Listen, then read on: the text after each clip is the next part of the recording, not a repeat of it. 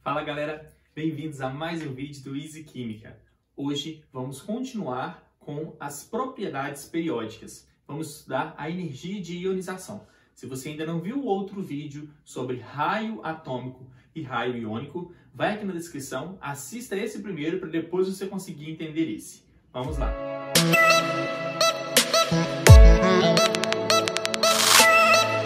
Bom, então, como eu disse, vamos falar da energia de ionização, também conhecido como potencial de ionização.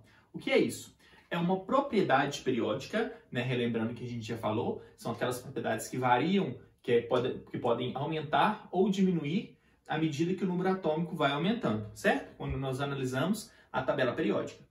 Então, a energia de ionização, gente, é uma energia mínima necessária que você precisa de fornecer ao átomo para arrancar um elétron dele. Esse átomo tem que estar na sua fase gasosa e isolado, ou seja, a energia de ionização é a energia que você dá a um átomo isolado na sua fase gasosa e no seu estado fundamental para retirar um elétron dele e transformá-lo em um cátion, certo? Ou seja, com uma carga positiva, pois ele perdeu um elétron. Então, olha só, se eu tenho aqui um elemento X qualquer no seu estado gasoso, eu forneço uma energia,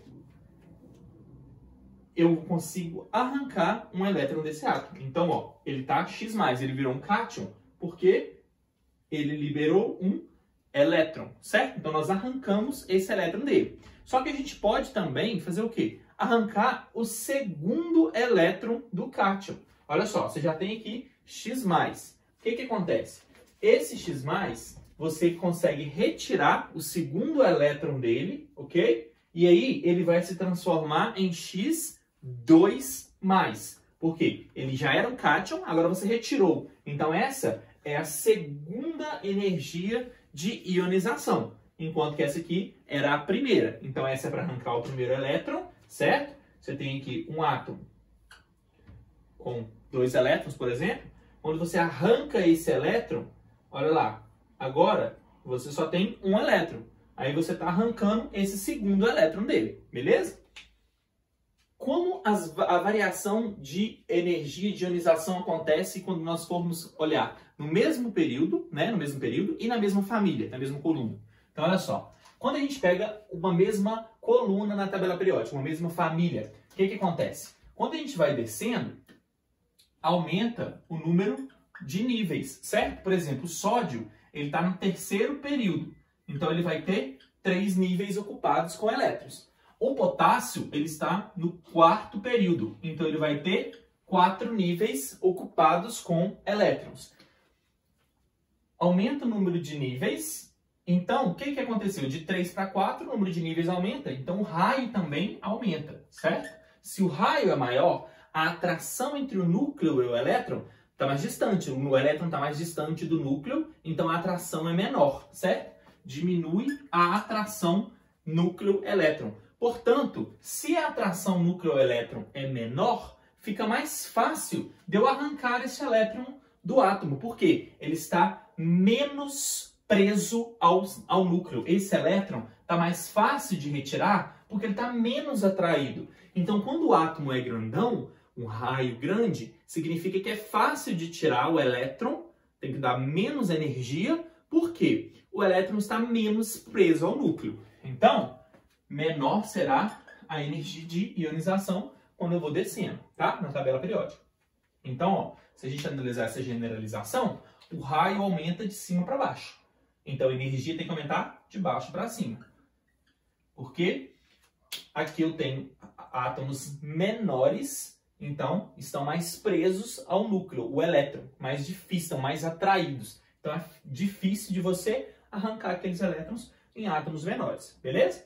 Agora, e quando a gente analisar no mesmo período? Na medida que eu vou andando aqui, ó, em um mesmo período, o que acontece? O número atômico aumenta, certo? Se o número atômico aumenta, tem mais prótons no núcleo para atrair o elétron de valência. Então, a atração núcleo-elétron aumenta. Se a atração núcleo-elétron aumenta, não coloquei o raio ali, ó. A atração núcleo-elétron aumenta, o raio vai diminuir, certo? Porque ele está atraindo mais. O raio diminui. Se o raio diminui, eu tenho átomos menores. Então, a energia de ionização tem que ser maior. Eu tenho que dar uma maior energia para arrancar aquele elétron dele, certo? Então, maior vai ser a energia de ionização. Se a gente analisar isso aqui, então, olha só. Na medida que eu vou para cá, o número atômico aumenta, a atração aumenta, raio diminui. Se o raio diminui, a energia de ionização aumenta. Então, você tem que pensar que a energia de ionização é o contrário do raio, beleza? Vamos continuar agora com as sucessivas energias de ionização. Então, olha só. Nós temos aqui, como exemplo, o átomo de alumínio. Gente, o alumínio tem o número atômico 13, né? Então, a gente fez a distribuição eletrônica dele aqui primeiro, ó. Então, 1s2, 2s2, 2p6, 3s2 e 3p1. Atenção, no nível K, nós temos um total de 2 elétrons, que é o que está com 1 na frente. O nível L, 2 mais 6, 8 elétrons. O nível M, 2 mais 1, 3 elétrons, certo? Então, se a gente desenhasse esse átomo aqui, a gente teria uma coisa parecida assim, ó, um núcleo, 3 níveis, e aqui nós vamos ter 3 elétrons, aqui nós vamos ter 8 elétrons, e aqui nós vamos ter 2 elétrons, beleza? Então, olha só, quando eu quero retirar o primeiro elétron do átomo, então, para eu retirar esse primeiro elétron do átomo, a gente precisa de dar a primeira energia de ionização. Então, nós temos aqui, ó, o alumínio, né? A gente está falando de energia de ionização. A gente vai vaporizar ele primeiro, deixar ele na fase gasosa. E a gente vai dar a primeira energia de ionização. Para você tirar o primeiro elétron dele, você gasta 578 kJ. Então, mais 578 kJ vai transformar isso em Al mais gasoso. Ou seja, eu tirei o primeiro elétron dele. E aí, ele se transformou em quê? Isso aqui, ó. 2, 8 e 2. Certo? Perdeu o primeiro elétron. Agora eu quero arrancar o segundo elétron dele. Então, aqui o primeiro elétron. Agora nós vamos arrancar o segundo elétron. Então, a gente precisa de dar a segunda energia de ionização. Então, eu vou pegar agora o Al mais... Quanto que ele gasta para poder tirar o segundo? 1820. Tá vendo que aumentou? Por que aumentou, gente? Antes você tinha um raio. Você tinha 13 prótons atraindo os 3 elétrons. Agora você tem 13 prótons atraindo 2 elétrons. Ou seja, reduziu o número de elétrons de valência. Então fica mais fácil para o núcleo puxar aqueles elétrons. Lembra do exemplo que eu dei na aula de raios? Quando você tira uma criancinha da rodinha, a rodinha vai fechando. Então o raio diminuiu. Só que se o raio diminuiu, é mais difícil de você tirar aquele elétron. Então, se o raio diminuiu, a energia aumenta. Então a energia aumentou um pouco. Então agora, para você retirar o próximo elétron, é 1820 kJ, né? E aí você vai ter o Al2 mais gasoso. Agora você quer retirar o terceiro elétron dele. Né? Tiramos o segundo, aí ele virou isso aqui, ó.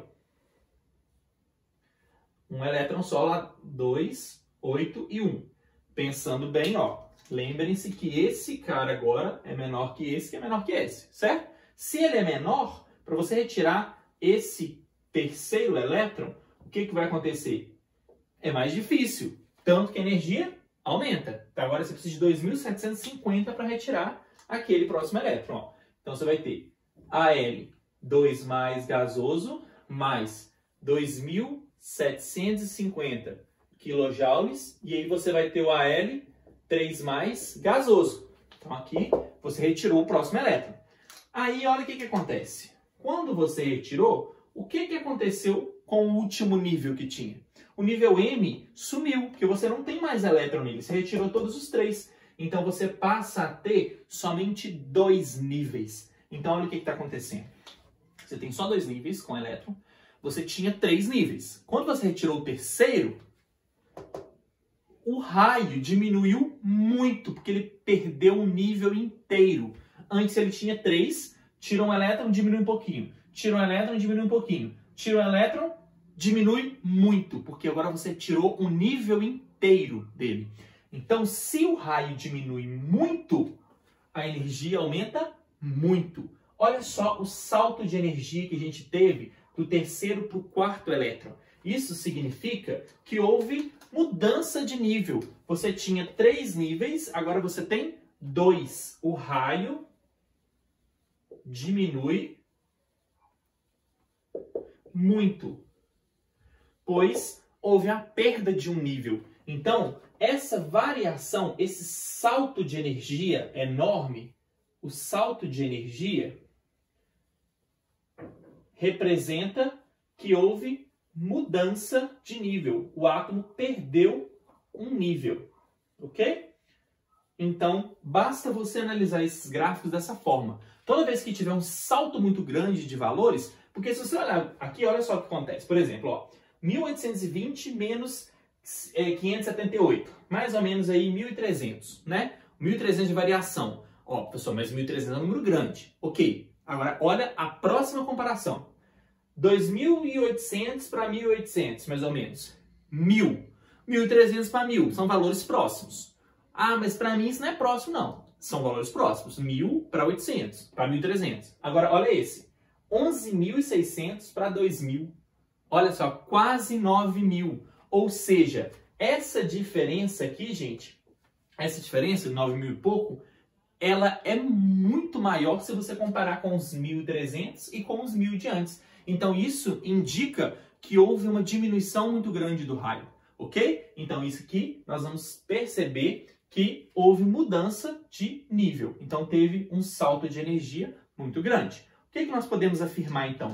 Que se eu não te falasse que era o alumínio que a gente estava trabalhando, você poderia concluir para mim que esses 3 elétrons aqui, ó, são os elétrons de valência.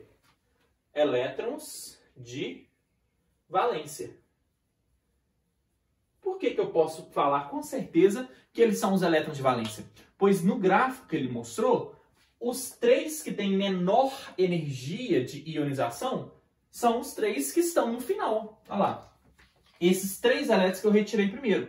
Eu não tenho que retirar primeiro os de fora para depois vir para esse outro nível. Então, todos que tiverem a menor energia de ionização aqui, ó, a menor energia de ionização, vão ser os que são de valência. Então, se tivesse 3, mais um aqui, 4, eu poderia afirmar que eram 4 elétrons de valência, porque as variações eram pequenas. Então, fez isso aqui, de uma variação muito grande de energia, mudou o nível, certo? Então, aqui, ó, para eu poder arrancar o 4º elétron do alumínio, é muito difícil. Olha lá a variação de energia que eu preciso. Por isso que o alumínio ele é mais estável. O Al3+ é o NOx principal do alumínio, né? O NOx que a gente consegue chegar no alumínio é o Al3+, porque para eu arrancar um elétron da camada L dele, a energia é muito superior àquilo ali. Então, basta vocês ficarem atentos a esse ponto. Às vezes, eles não te dão gráfico, te dão tabelinhas com esses valores aqui, ó. Dá isso. Quantos elétrons de valência tem um átomo? Ah, o salto maior está aqui, então 3 elétrons de valência, né? Se fosse aqui o salto só em 2, de 1.800 passasse direto para 12.000, a gente falaria que ele teria 2 elétrons de valência, porque são os 2 primeiros que você retirou. Então, aqueles primeiros elétrons que a gente retira são sempre os elétrons de valência, porque eles têm a menor energia de ionização, porque o raio é maior, eles são mais afastados do núcleo. Espero que vocês tenham entendido e gostado dessa aula. Se gostaram, não deixe de curtir, compartilhe com seu coleguinha, ative o sininho aqui, se inscreva e para as próximas aulas nós vamos continuar, né, nas próximas semanas, trabalhando com as propriedades periódicas que ainda estão faltando. Muito obrigado!